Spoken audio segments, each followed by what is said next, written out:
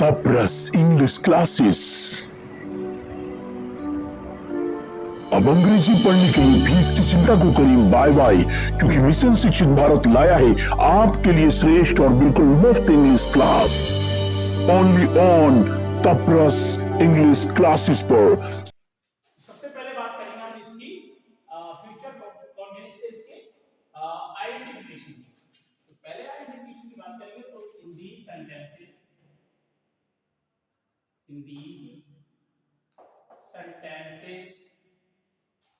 we find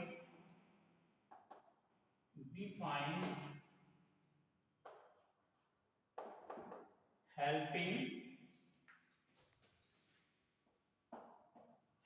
verb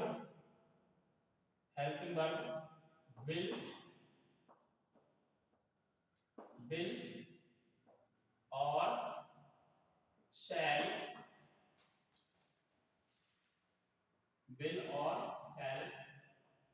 and have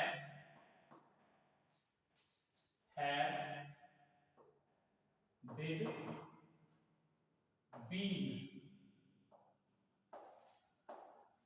been and first form of verb and first form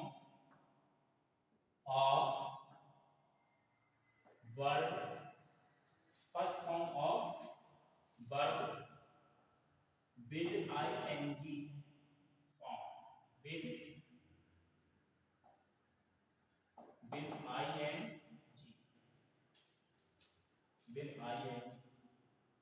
and time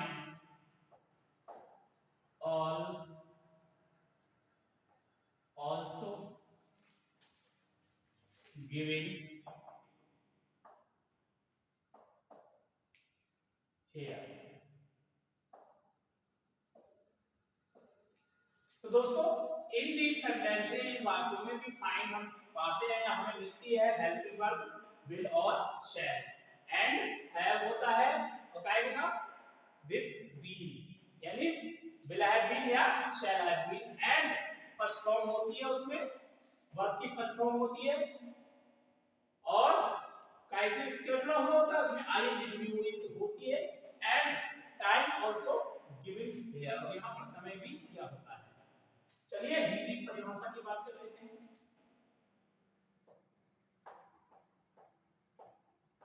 Hindi में पहचान, ये तो अंग्रेजी में पहचान होगी, हिंदी में पहचान।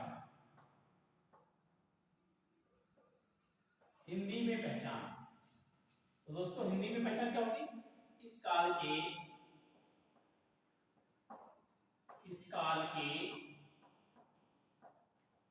हिंदी वाक्यों की क्रिया के अंत में, इस काल के हिंदी वाक्यों की क्रिया के अंत में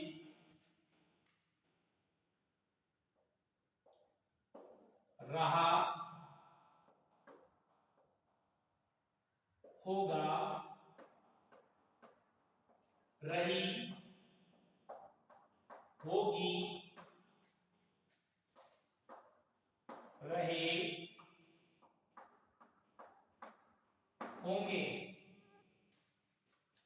इत्यादि शब्द आते हैं, इत्यादि शब्द आते हैं तथा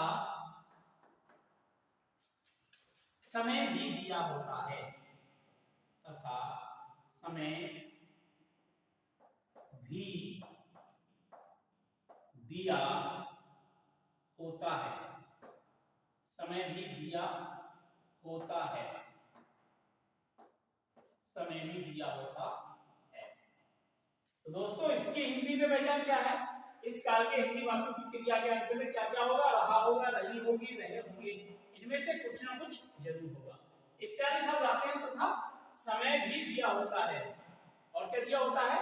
समय भी दिया होता है, यानी 2 बजे से 3 बजे से 2 साल से जनवरी से 2010 से इस तरीके से। तो पहले इसे लिख लीजिए, उसके बाद बात करते हैं कुछ और।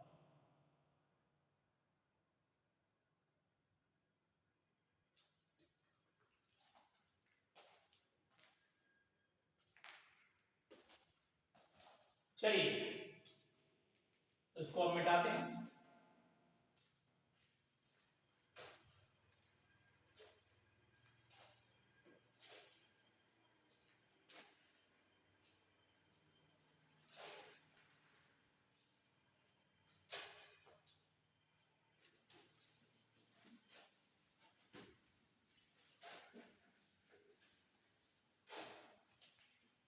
चलिए अब बात करते हैं हम इसके फॉर्मूला की। तो सबसे पहले affirmative and negative, affirmative and negative.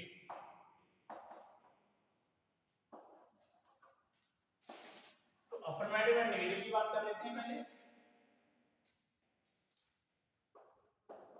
Formula, formula में सबसे पहले क्या आ जाएगा दोस्तों, subject plus helping verb.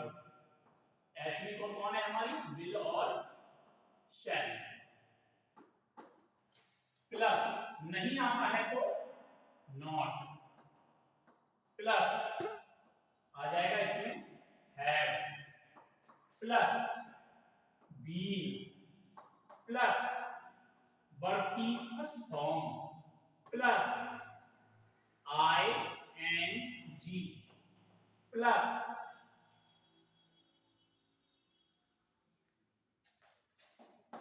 ING, plus object, plus time. Object के बाद अदर वर्ड होता है, अदर वर्ड तो मैं यूज किया नहीं, लास्ट में क्या आएगा हमारा, टाइम। अब टाइम कौन कौन सा हो सकता है, point of time, point of time या period of time, period of time. तो इन दोनों में से कोई सा हो सकता है दोस्तों। अब सबसे एक इंपोर्टेंट चीज तो नोट करके डालो,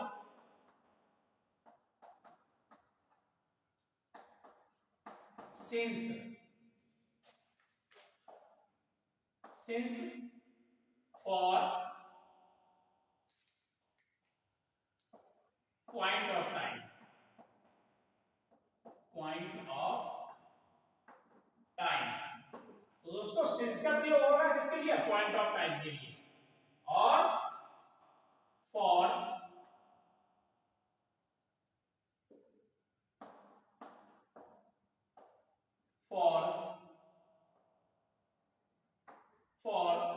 period of time, period of time.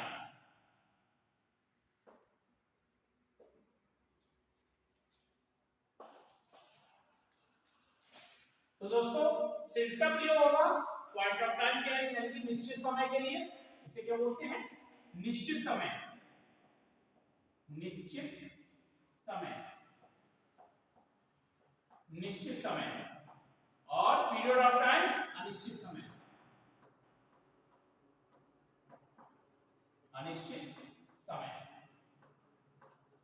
तो दोस्तों निश्चित समय की बात होगी तो यानी कि क्या यूज करेंगे, सिंस, और अनिश्चित समय की बात होगी तो फॉर का यूज करेंगे। चलिए एग्जांपल बनाते हैं।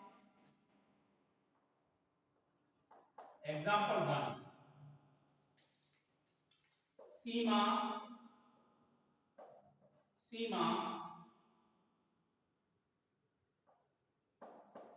4 दिनों से, 4 दिनों से सीमा पर, सीमा पर लड़ रही होगी, लड़ रही होगी, यानी सीमा, सीमा पर, सीमा, सीमा 4 दिनों से सीमा पर लड़ रही होगी।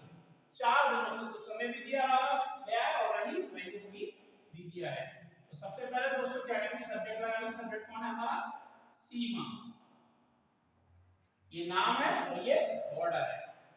सीमा, अब सीमा के साथ सीमा थर्ड पर्सन है, विल का यूज किया। सीमा विल हैव, नॉट हो तो कहीं नॉट लगाते हैं। Seema will have been, will have been fight, ING हो जाएगी, F I fight, F I G H E I N G, have been fighting on the border, on the border, कब से? 4 दिनों से। तो 4 दिन पता नहीं कौन से 4 दिन है, इसमें निश्चित नहीं है कुछ भी कि 4 दिन है कौन से, जनवरी के हैं, फरवरी के हैं, कब की बात हो रही है, निश्चित नहीं है, अनिश्चित है। अनिश्चित समय के लिए फॉर का यूज करते हैं। फॉर कितने दिन है? 4 दिन से। For 4 days, for 4 days, for 4 days. इसे दोस्तों लिख लीजिए। और चलिए अगला लिखते हैं।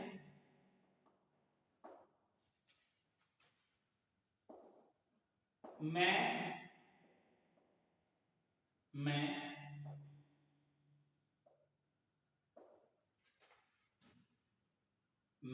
सोमवार से,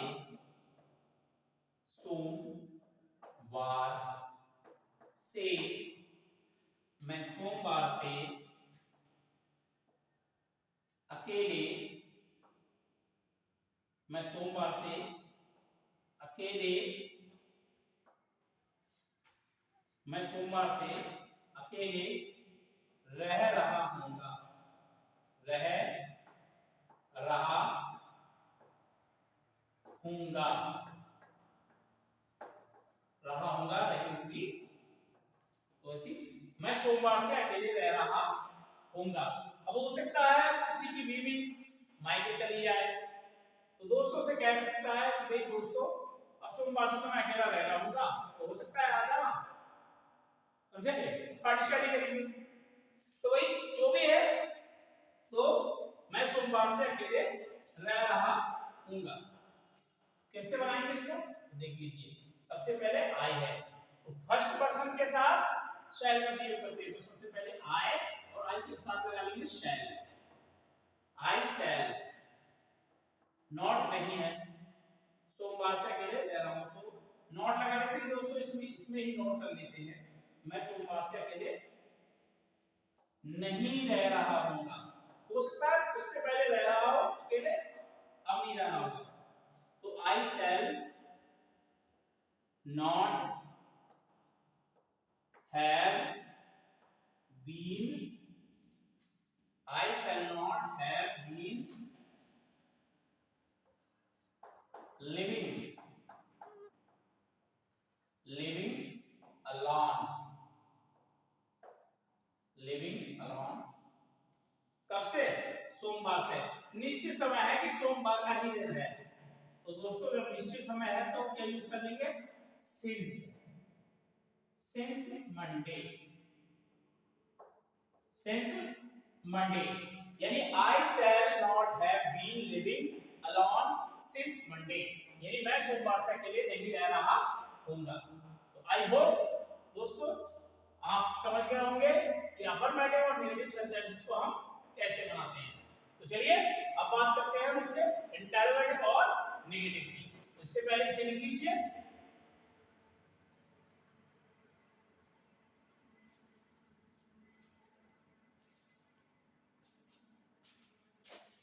चलिए बताते हैं इसे।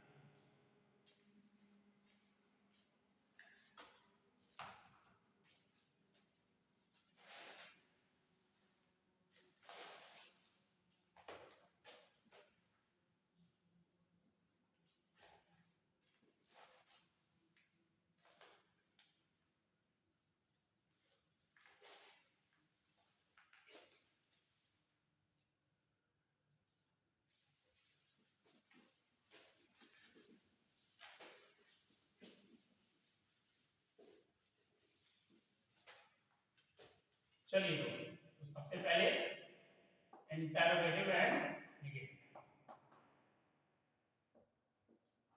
Interrogative and negative. तो सबसे पहले दोस्तों हमारा क्या आ जाएगा, question word plus helping verb यानी विल या शैल प्लस आ जाएगा हमारा subject plus not plus have plus been verb की फॉर्म में आईएनजी और प्लस ऑब्जेक्ट प्लस टाइम यानी पॉइंट ऑफ टाइम या पीरियड ऑफ टाइम। तो अब यहां तो समय समझ गए होंगे दोस्तों, और प्लस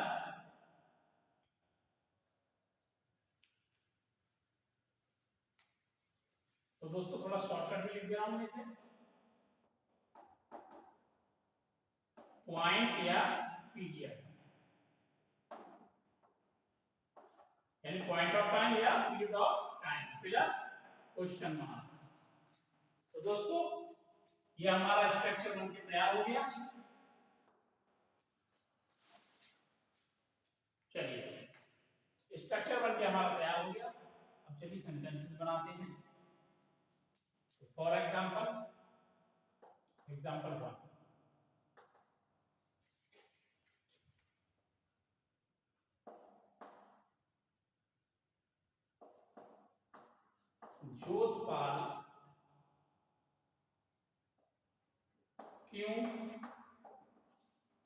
जोधपाल क्यों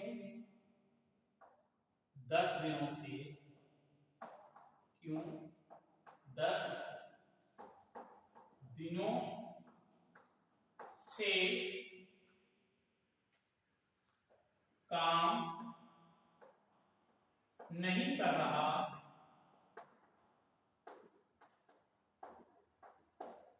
होगा। अब किसी व्यक्ति का नाम है जोधपाल, तो जोधपाल क्यों 10 दिनों से काम नहीं कर रहा होगा। तो सबसे पहले क्या लगा देंगे दोस्तों, जब यस नो में आए तो हम हेल्पिंग वर्ब का यूज करेंगे दोस्तों, और जब अगर बात आए बतानी पड़े क्यों नहीं कर रहा होगा, कैसे नहीं कर रहा होगा, कब कर रहा होगा, कहां कर रहा होगा, तो सब में बात बतानी पड़ रही है, यस नो आंसर नहीं आ रहा है दोस्तों, तो इसीलिए हम इसमें यूज करेंगे क्वेश्चन वर्ड। तो सबसे पहले क्वेश्चन वर्ड व्हाई। व्हाई, अब जोधपाल थर्ड पर्सन है तो विल का यूज करेंगे, helping verb will. Why will Jodhpal, why will Jodhpal नहीं आया है, नॉट यूज कर लेंगे, नॉट हैव बीन वर्किंग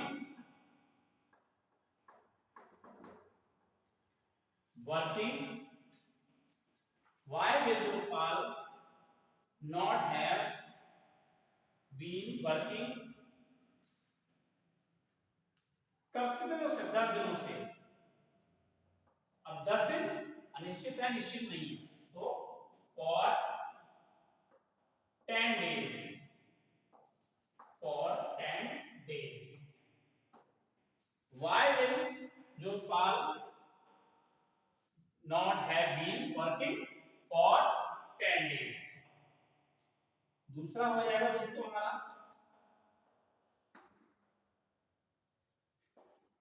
क्या सीता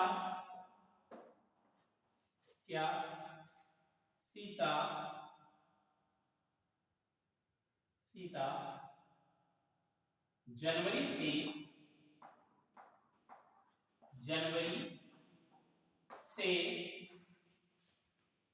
मेरे कपड़े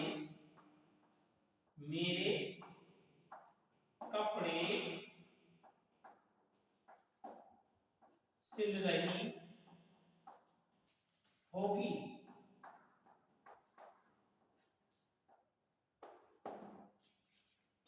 तो क्या सीता जनवरी से मेरे कपड़े सिल रही होगी। अब जनवरी आया है तो जनवरी भी क्या है हमारा निश्चित समय है। अगर मंथ होता तो अनिश्चित था। देखिए दोस्तों समझ लीजिए पहले चीज बहुत इंपॉर्टेंट।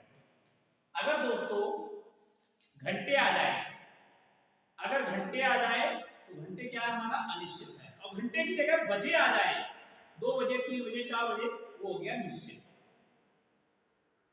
अगर 1 महीना 2 महीना 3 महीना 4 महीना आ जाए तो वो हो गया हमारा अनिश्चित, और उसकी जगह पे आ जाए जनवरी फरवरी मार्च अप्रैल वो हो गया निश्चित। ऐसे ही साल में 1 साल 2 साल 3 साल 5 साल अगर ये आ जाए तो दोस्तों हमारा ये हो गया अनिश्चित, और इसकी जगह आ जाए 2010 2015 2020 तो वो दोस्तों क्या हो गया निश्चित। तो दोस्तों यही फर्क है निश्चित और अनिश्चित समय में। तो चलिए अब यहाँ जनवरी आया है, निश्चित समय है, तो सबसे पहले क्या आया है, यस नो आंसर आ रहा है। क्या सीता जनवरी से मेरे कपड़े सिल रही होगी? यस सिल रही होगी, नहीं सिल रही होगी, तो यस नो में आ रहा है। तो सबसे पहले हेल्पिंग वर्ब सीता के लिए आ जाएगा विल। विल सीता, नॉट है नहीं, लगाएंगे नहीं, will Sita have been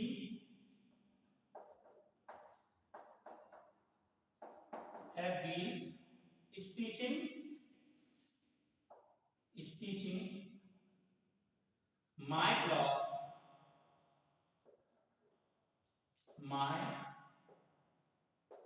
cloth कब से? जनवरी से, since जनवरी, since जनवरी। तो will Sita have been stitching my clothes since जनवरी, यानी क्या सीता जनवरी से मेरे कपड़े सिल रही होगी।